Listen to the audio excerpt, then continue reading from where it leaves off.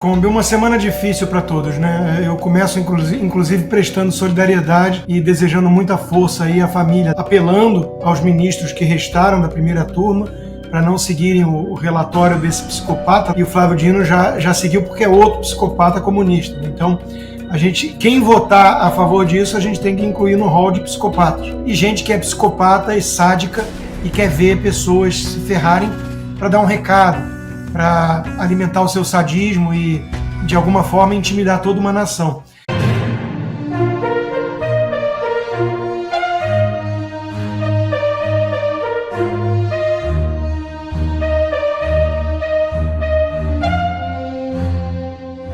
Procurador de Justiça que matou o sobrinho e foi preso por estupro morre de infarto fulminante. É isso mesmo.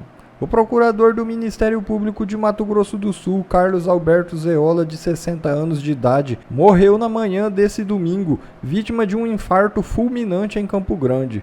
Enquanto Débora dos Santos pegou 14 anos de prisão por pintar estátua, o procurador que confessou o assassinato do sobrinho, que matou com um tiro na nuca, foi condenado a apenas 8 anos de prisão. Em 2016, Zeola foi preso pelo crime de estupro de vulnerável, exatamente 5 anos após ser condenado pelo homicídio de seu sobrinho. Investigações comprovaram que o procurador aposentado teria abusado sexualmente de 3 meninos com idade de 10, 11 e 13 anos. As vítimas residiam no loteamento Nova Serrana e o caso veio à tona após a vítima mais velha ter uma discussão com a mãe sobre uma viagem para a Alemanha que Zeola havia prometido. Gonê fala a pessoas próximas sobre julgamento de Bolsonaro e muda o tom. É isso mesmo.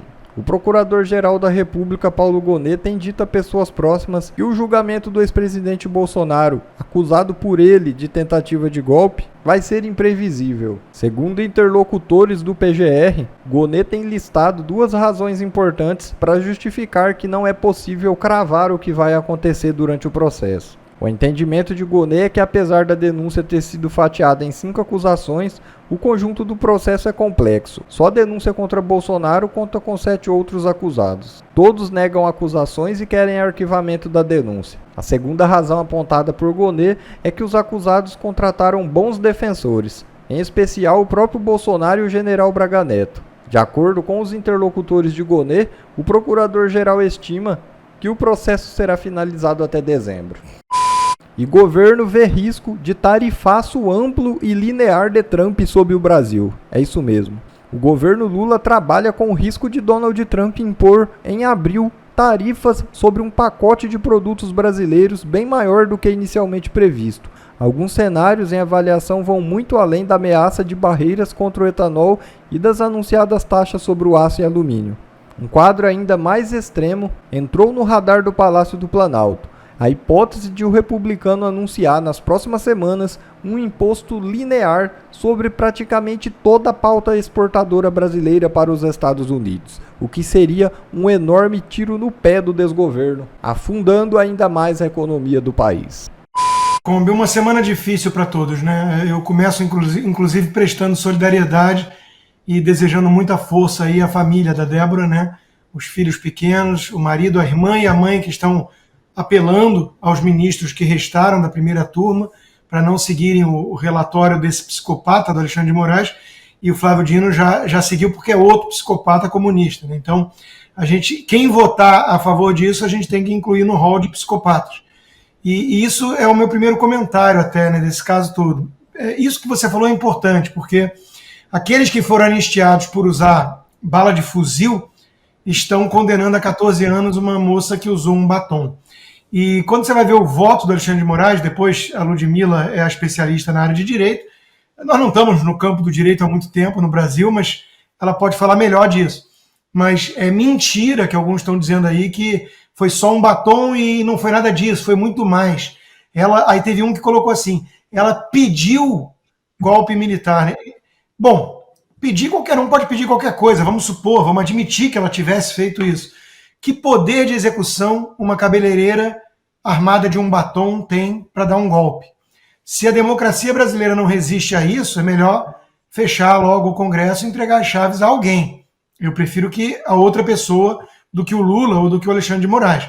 Vamos logo tentar um déspota esclarecido e não psicopatas corruptos tucanopetistas, né? Então, isso tudo é muito assustador, o que está acontecendo com o Brasil, dá vontade de desistir. Então, é importante lembrar sempre disso, para a gente não desistir da humanidade, né? Tem gente muito boa no mundo, gente que pratica o bem para estranhos e gente que é psicopata e sádica e quer ver pessoas se ferrarem para dar um recado, para alimentar o seu sadismo e, de alguma forma, intimidar toda uma nação. É por aí que eu vou na minha análise, né? Vamos para a pauta número 2, que é o Eduardo Bolsonaro, que decidiu ficar nos Estados Unidos, ele que é do PL de São Paulo, decidiu se licenciar do mandato parlamentar na Câmara para permanecer aqui nos Estados Unidos. Aliás, hoje um programa com 100% dos participantes morando nos Estados Unidos, mas segundo Hugo Mota não tem mais esse negócio de perseguição política, né? Exilado não tem, o Brasil não tem mais exilados, não tem nada disso. E em vídeo publicado nas redes sociais, o Eduardo Bolsonaro declarou que vai tentar libertar o Brasil das mãos de Alexandre de Moraes. O Eduardo Bolsonaro seria indicado pelo PL para comandar a Comissão de Relações Exteriores e Defesa Nacional da Câmara, e aí, com a licença dele, a presidência da comissão ficou com o Felipe Barros, do Paraná. Ana, mas a gente sabe até que houve uma movimentação do STF, né, mais uma vez agindo politicamente para evitar que o Eduardo fosse indicado para a presidência, assumisse a presidência da Credem. Acho que todo mundo aqui concorda. O Constantino, eu vi as publicações nas redes sociais no mesmo dia, né? O Eduardo Bolsonaro fez o certo, né? Fez o certo, sim, Lacombe, porque agora nós que temos acesso a alguns bastidores aqui, a tentativa da oposição, e aí eu falo a oposição ao Brasil, não é a oposição ao atual desgoverno, foi um baita tiro no pé. Na quinta-feira, dia que eu estou de folga no Oeste, Sem Filtro, eu fiz algumas ligações aqui, escrevi algumas coisas, respondi algumas perguntas, contactei algumas pessoas aqui nos Estados Unidos e conversei longamente, pode colocar aí 45 minutos, pelo telefone com um dos assessores do Senado americano. Essa pessoa não é um assessor de nenhum parlamentar, é uma das minhas queridas e importantes fontes no Senado americano, é um assessor do Senado como um todo. Se eu preciso falar com algum outro parlamentar, ele tenta me colocar em contato com os assessores desse parlamentar, e ele me disse que a declaração do Eduardo de ficar aqui nos Estados Unidos foi uma bomba. Foi uma bomba porque todos já estavam cientes da ausência, da razão da ausência do presidente Bolsonaro no dia 20 de janeiro, durante a posse do Donald Trump. Ou seja, eles são tão... nem qual a palavra, eles são tão desorganizados e ao mesmo tempo covardes, que eu acho que quando eles fizeram essa armação toda para tentar tirar o passaporte do Eduardo, eu não sei, talvez vocês tenham essa informação, mas eu não sei se eles sabiam que o Eduardo estava de férias naquela semana aqui nos Estados Unidos com a família. Porque foi um baita tiro no pé. Essa movimentação do Eduardo, movimentação difícil, como ele fala no vídeo dele, vai ficar longe do pai, vai ficar longe da família, vai ficar longe de um trabalho importantíssimo no nosso Congresso. O Eduardo, ele tem influência, o que ele faz lá tem influência, o que ele falava em plenário também sempre teve muita influência, colocou tudo de lado para abraçar essa missão, digamos assim, que eu acho que é tão importante agora quanto a missão de parlamentar. E eu falo isso, Lacombe, com muita tranquilidade, porque quando o presidente Bolsonaro estava no comando do executivo no Brasil e houve aquela especulação do Eduardo Bolsonaro se tornar embaixador em Washington, eu também fui contra. Eu falei, não, nós precisamos do Eduardo, com essa quantidade de votos que o Eduardo tem, o peso que ele tem no Congresso, nós precisamos do Eduardo no Congresso, já que precisamos renovar o Congresso, renovar os discursos ali na tribuna, porque os discursos são o tempo todo, né, infestados de naftalina, aquela coisa parada no tempo. Nós precisamos do Eduardo. E eu acho que ele ouviu, eu não diria que foram todas críticas, né? Eu acho que ele ouviu realmente, não estou falando de mim não, mas muitas pessoas, o próprio Augusto Nunes disse também, o Silvio Navarro, poxa, o Eduardo é tão importante no Brasil, o Consta falou também, nós precisamos dele no Brasil, e ele ficou. E agora nós estamos falando, nós precisamos do Eduardo aqui fora, porque é ele que vai fazer essa costura toda de todas essas peças que estão espalhadas em cima da mesa, sobre um Brasil para lá de estranho, porque eu sempre brinco aqui com vocês que quando eu traduzo as coisas para o meu marido em casa, que acompanha o Brasil desde a época da Lava Jato e hoje, e às vezes ele olha para mim e fala: não, peraí, eu acho que você traduziu errado. Eu falo: não, é isso mesmo. Eu agora estou escutando isso de parlamentares e assessores. Não, mas como é que é? É isso mesmo? É isso mesmo. Depois que aprenderam o passaporte do presidente Bolsonaro, eles começaram a entender que as traduções, por mais sem sentido que elas possam parecer, infelizmente, elas refletem o Brasil do regime totalitário do Alexandre de Moraes. E o STF disse que vai reforçar a segurança da corte durante o julgamento da denúncia da PGR contra o ex-presidente Jair Bolsonaro e seus aliados. Está previsto para começar na próxima terça-feira. Entre as ações da Polícia Judicial estão o maior controle de acesso de pessoas, monitoramento do ambiente, policiamento reforçado e equipes de pronta resposta para emergências. Em nota, o Supremo informou que o objetivo é assegurar a realização do julgamento e garantir a segurança de servidores, colaboradores, advogados e da imprensa. E a Suprema Corte também confirmou que o julgamento do caso pela primeira turma vai ser transmitido ao vivo. Lud, é um joguinho de cartas marcadas e a gente estava falando aqui, falamos um pouquinho do André Mendonça, mas o Nunes Marques, ele não achou problema algum na participação do Alexandre de Moraes e do Flávio Dino, né, nessa análise da denúncia. Ele disse que tudo bem, não tem problema nenhum não, liberou, e o Zanin também. Algo estranho, o André Mendonça votou contra a participação do Moraes e do Dino, mas liberou o Zanin, mas o Nunes Marques não, liberou os três. Então, o que a gente pode esperar dessa análise da denúncia? E, ao que tudo indica, entre setembro e novembro, o julgamento do Bolsonaro e dos outros 33 denunciados deste grupo 1, Ludmila. Não, Lacombe, eu até no Instagram não, no Twitter, eu coloquei lá, olha, o mudinho do Bolsonaro. O mudinho do Bolsonaro, como vocês sabem, é um apelido que foi dado pelo Augusto Nunes. Bom, pelo menos a expressão ficou conhecida com ele. Não sei se ele a cunhou, mas ficou conhecida na voz do Augusto Nunes. E eu falei, o mudinho do Bolsonaro, não sei o quê.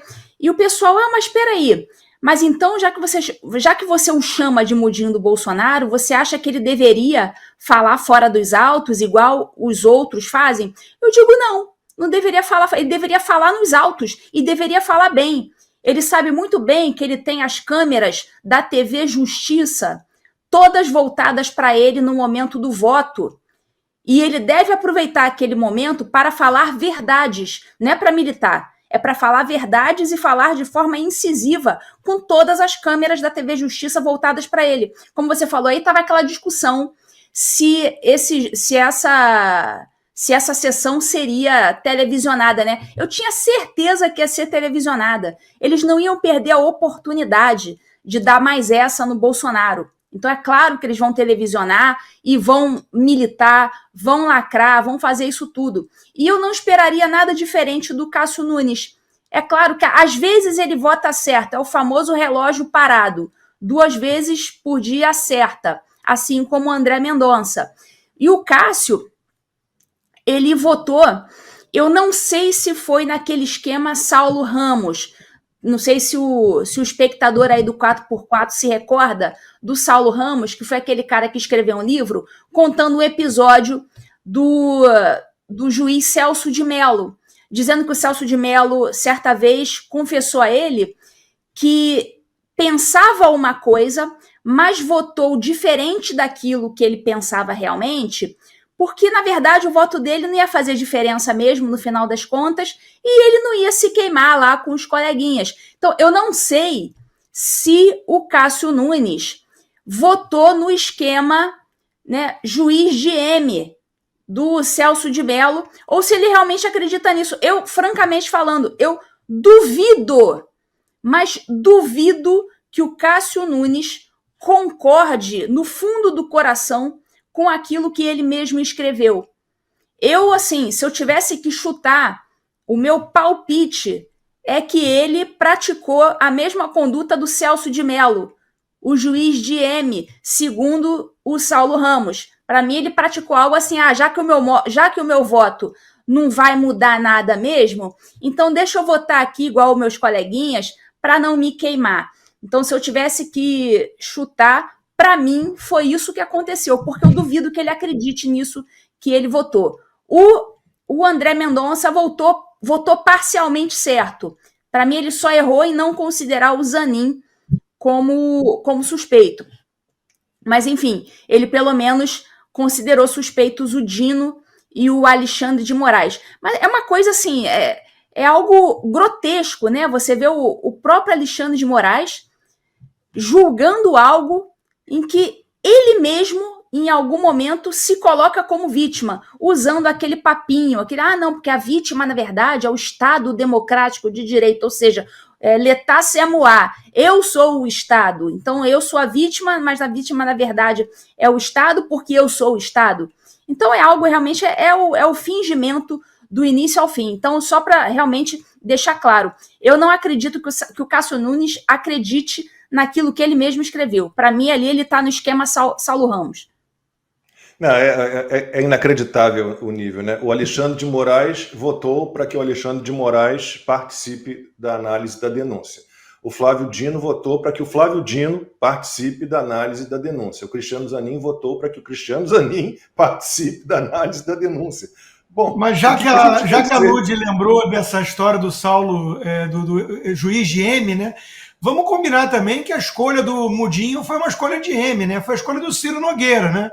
Não era bem o Bolsonaro que queria ele, mas que escolha ruim, né? Isso a gente tem que poder dizer, porque se a gente não puder aprender com as lições, né? O Trump voltou, porque a Suprema Corte aqui nos Estados Unidos não estava tomada, né?